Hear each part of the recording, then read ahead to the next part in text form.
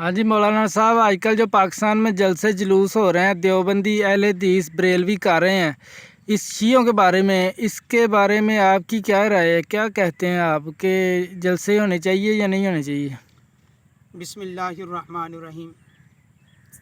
देखिए भाई, ये मुल्क पाकिस्तान ला इलाहा इल्लल्लाह मुहम्मद रसूलुल्लाह कलमे की बेस पे हासिल किया है, और इस मुल्क में तकरीबन 95% लोग मुसलमान हैं, अहले सुन्नत वल जमात हैं।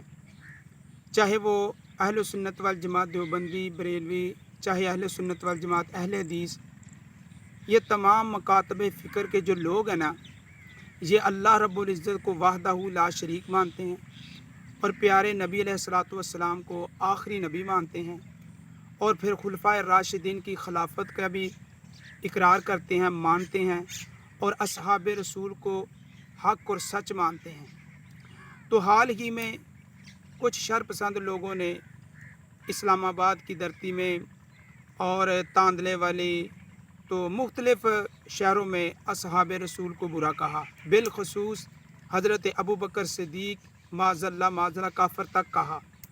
तो जो ये मुसलमान है अहले सुन्नत वल जमात, ये चीज़ कभी भी गवारा नहीं करेंगे कि उन हस्तियों को, जिन हस्तियों की सदाकत की गवाही अल्लाह का कुरान दे।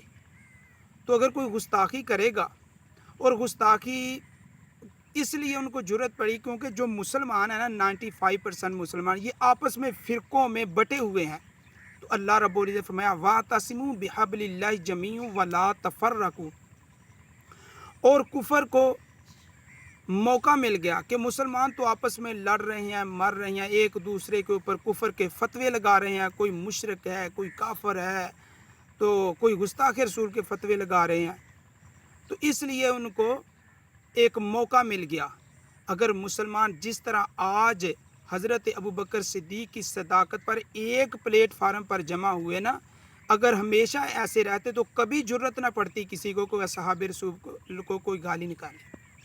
ठीक है, तो तमाम मुसलमान और तमाम उलमा इकराम, उनके सामने मैं गुजारिश करता हूँ, अर्ज़ कर रहा हूँ कि खुदारा तमाम मुसलमान जिस तरह आज अहले हदीस देवबंदी और बरेलवी असहाब की वजह से एक प्लेटफार्म पर, एक स्टेज पर काम कर रहे हैं, हमेशा क़यामत तक ऐसे ही एक दूसरे से मोहब्बत करते रहें और एक दूसरे से भाईचारे का दर्स दें। ठीक है, तो फ़िरक़ों में ना जाएं।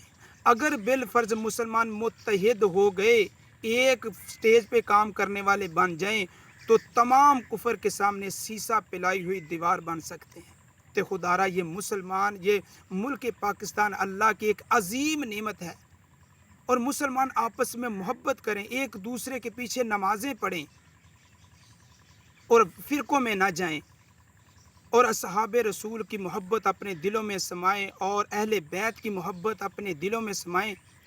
चाहे अबू बकर सिद्दीक़ हो, उमर फ़ारूक हो, उस्मान गनी हो, हज़रत मौला अली हो, हज़रत हसन हो, हुसैन हो, हज़रत अमीर मुआविया हो, कोई मुसलमान कलमा गो ये बर्दाश्त हरगिज़ नहीं करेगा कि इन हस्तियों को बुरा भला कहा जाए, इन हस्तियों को माज़ल्ला काफ़िर कहा जाए। ये मुसलमान बर्दाश्त नहीं कर सकते।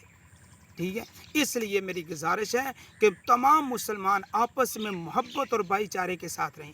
और दूसरी बात, मैं जेहलम का मिर्ज़ा मोहम्मद अली, उनके सामने भी रिक्वेस्ट करता हूँ कि प्लीज़ उम्मत को आपस में लड़ाएं ना, उम्मत को नफ़रत का दर्स मत दें, उम्मत को मुत्तहिद होने का दर्स दें, और ये वक़्त है मुत्तहिद होने का। आप तो उम्मत को उलमा से दूर कर रहे हो।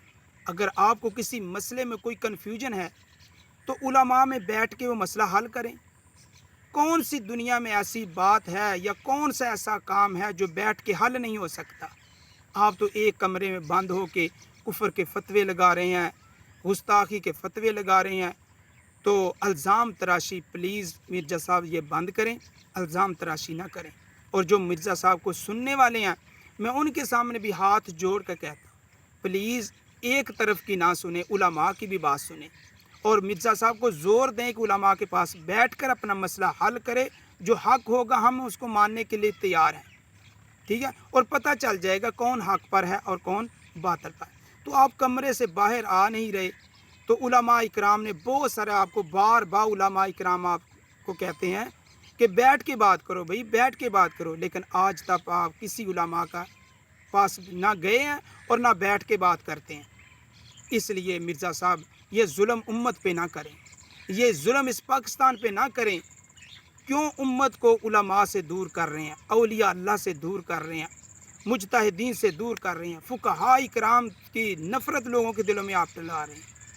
تو مرزا صاحب بار بار آپ کو یہی کروں گا کہ اگر کوئی کنفیوژن ہے تو علماء اکرام کے پاس بیٹھ کے وہ اپنی کنفیوژن دور کریں، اور انشاءاللہ اگر آپ کی بات حق پائی تو ہم آپ کو ساتھ دیں گے اور آپ کے پیچھے بھی لیں گے، آپ کی بات بھی مانیں گی، لیکن ایسے تو نہیں کوئی ماننے کے لیے تیار ہوگا۔